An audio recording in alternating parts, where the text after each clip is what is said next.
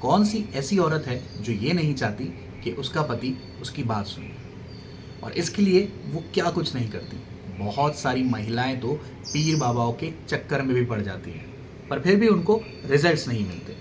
आज मैं आपको एक ऐसा फॉर्मूला बताने जा रहा हूँ जिससे 100% आपका पति पूरी तरीके से आपके वश में हो जाएगा।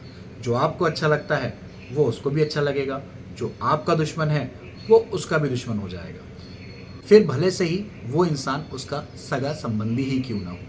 और ये सब बातें मैं हवा में नहीं कर रहा हूँ, 100% प्रैक्टिकल बातें कर रहा हूँ। और मैं कोई पीर या बाबा तो हूँ नहीं जो आपको कोई मंत्र या कोई दुआ पढ़ने के लिए बता दूंगा, या फिर आपको ये बोलूँगा कि यहाँ पर जाकर इतने रुपए चढ़ावा चढ़ाओ। मैं आपको बिल्कुल प्रैक्टिकल सॉल्यूशन बताने वाला हूँ। काफ़ी ध्यान देने के बाद मैं इस नतीजे पर पहुँचा कि वो सारी पत्नियाँ जिनके शौहर उनकी हिमायत में रहते हैं, उन सब में एक चीज़ कॉमन थी। अब इस बात पर बहुत ध्यान दीजिएगा, खुशहाल ज़िंदगी का सूत्र बताने जा रहा हूँ आपको। वो सारी बीवियाँ जिनके शौहर उनके काबू में हैं, वो नहीं है जो तावीज़ पढ़वा कर लाती हैं, वो भी नहीं है जो बहुत चालाक होती हैं, बल्कि वो हैं जो अपने शौहर की नज़र में बहुत सीधी होती हैं। अब मेरी बात को थोड़े ध्यान से सुनिएगा। मैंने ये नहीं कहा कि जो सीधी होती हैं, बल्कि मैंने ये कहा जो अपने शौहर की नज़र में सीधी होती हैं। यानी इसका मतलब ये है, हो सकता है कोई लड़की बहुत चालाक या बहुत तेज़ है, लेकिन वो अपने शौहर की नज़र में बहुत सीधी है, तो बस इतना काफ़ी है। अगर उसकी शौहर की नज़र में वो सीधी है तो हर सिचुएशन में उसका शौहर, उसका पति उसके साथ खड़ा रहेगा।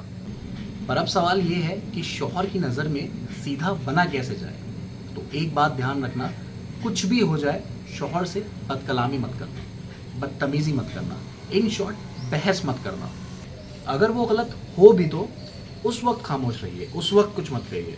फिर बाद में जब उसका दिमाग ठंडा हो जाए, आप लोग प्यार से बात कर रहे हो, तब हल्के से उसको बोलिए कि उस वक्त मेरे कहने का मतलब ये था।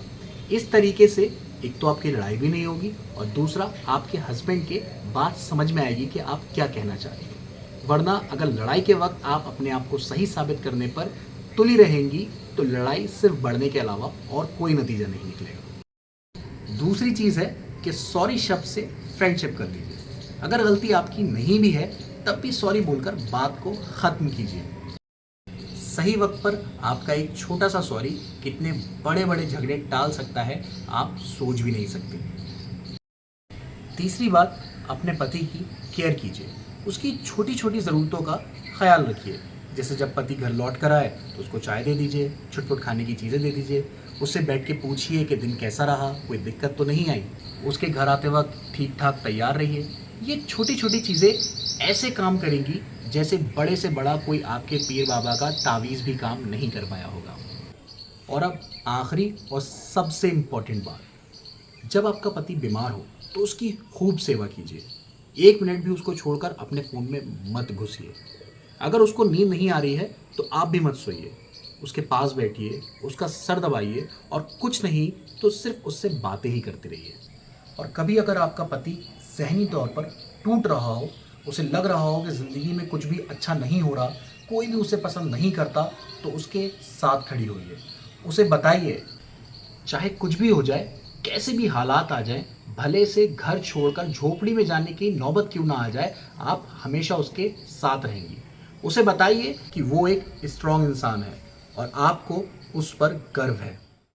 तो अगर आप ये 4 काम कर लेती हैं, नंबर 1, उससे बहस मत कीजिए। नंबर 2, सॉरी से दोस्ती कर लीजिए। नंबर 3, उसकी छोटी छोटी ज़रूरतों का ख्याल रखिए। और नंबर 4, उसके लो टाइम में उसकी हिम्मत बनिए।